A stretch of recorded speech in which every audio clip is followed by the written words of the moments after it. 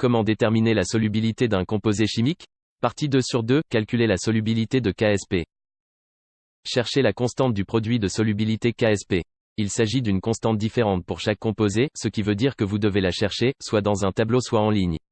Étant donné que le produit de solubilité KSP est déterminé expérimentalement, il peut varier énormément selon le tableau que vous utilisez, raison pour laquelle il est préférable de vous référer à votre livre de chimie. Sauf indication contraire, la plupart des tableaux montrent les valeurs de KSP pour plusieurs solides à 25 degrés Celsius par exemple. Si vous dissolvez de l'iodure de plomb parenthèse ouvrante PbI2, notez sa constante de solubilité. Si vous utilisez ce tableau-ci, vous devez utiliser la valeur 7,1 multiplié par 10 à 9.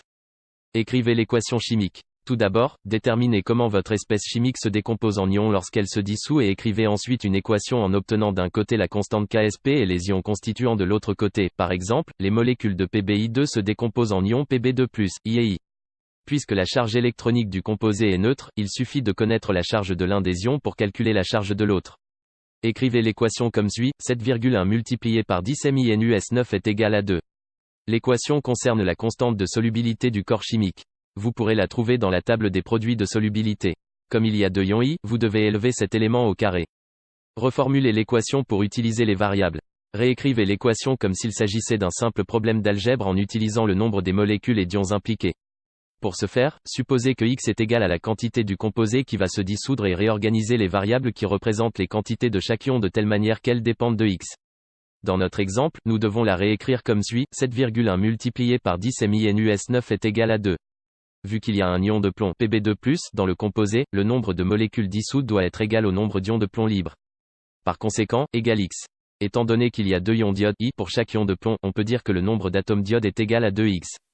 L'équation devient donc 7,1 multiplié par 10 à 9 égale X 2X2. Tenez compte des atomes ordinaires, le cas échéant. Ignorez cette étape si vous essayez de dissoudre le composé dans l'eau pure. Cependant, si le composé est dissous dans une solution comportant un ou plusieurs ions constituants ions communs, la solubilité du soluté est significativement diminuée. Cet effet est particulièrement important dans les composés qui sont en grande partie insolubles et dans ces cas, vous pouvez supposer que la grande majorité des ions en équilibre proviennent des ions présents dans la solution. Réécrivez l'équation afin d'inclure la concentration molaire inconnue, mol, L ou M, des ions présents dans la solution.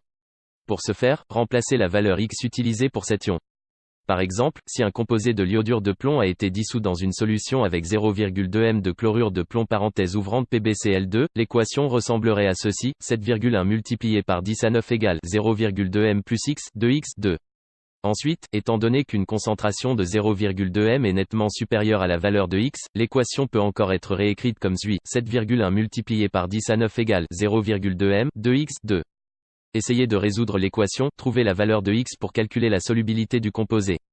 La réponse que vous obtenez va s'exprimer en mol de composé dissous par litre d'eau. Cela est dû à la façon dont la constante de solubilité est définie, par conséquent, vous pourriez avoir besoin d'une calculatrice pour trouver le résultat final. L'équation suivante s'applique à la solubilité d'un composé dans l'eau pure et non dans une solution contenant des ions communs. 7,1 multiplié par 10 à 9 égale X, 2X2, 7,1 multiplié par 10 à 9 égale X, 4 par 2, 7,1 multiplié par 10 à 9 égale 4 par 3, 7,1 multiplié par 10 à 9 divisé par 4 égale X3, X égale 7,1 multiplié par 10 à 9 divisé par 4, X égale 1,2 X 10 à 3 mol par litre. C'est la quantité de mol qui sera dissoute, étant donné que c'est une très petite quantité, on peut affirmer que le composé est insoluble. Merci d'avoir regardé cette vidéo, n'hésite pas à liker et à t'abonner à la chaîne, dis-moi ce que tu penses dans les commentaires.